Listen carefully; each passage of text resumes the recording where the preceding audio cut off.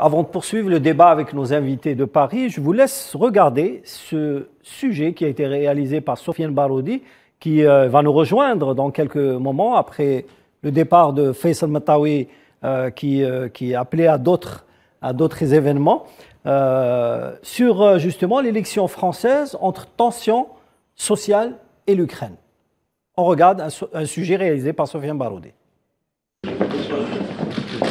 L'élection présidentielle en France revêt un cachet particulier, dans une conjoncture jalonnée de complications. À la crise économique post-pandémie, vient s'ajouter la crise sociale qui voit s'élargir les couches de la population déclassée et grossir les rangs des mécontents et des contestataires.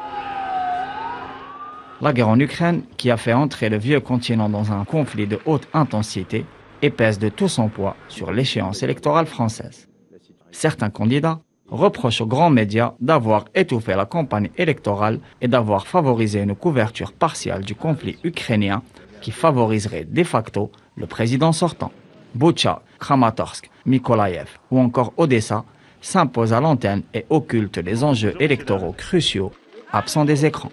Il est vrai que les 12 candidats en lice ont eu accès à un temps médiatique limité en comparaison au conflit de très haute intensité qui secoue le vieux continent, le faisant basculer dans un nouveau cycle de violence et de crise qui rappelle de sombres souvenirs. À ce propos, la résurgence des courants nationalistes en France, représentés par le Rassemblement national et le camp souverainiste, entre en écho avec le choc des nationalismes en Europe de l'Est, où les bataillons d'Azov, se revendiquant de Bandera, sont soutenus sans concession par l'Occident. La réélection de Viktor Orban en Hongrie a fini par préciser la tendance. Les nationalismes reviennent en force.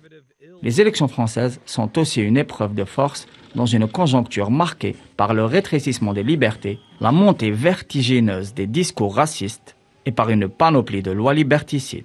La pénalisation de la solidarité avec le peuple palestinien en est sûrement un des symptômes les plus alarmants. Ainsi, le collectif Palestine vaincra a été dissous par décision du ministère de l'Intérieur. Pendant ce temps-là, les violences policières continuent prioritairement contre certaines populations dans certaines zones urbaines d'exclusion et de réclusion.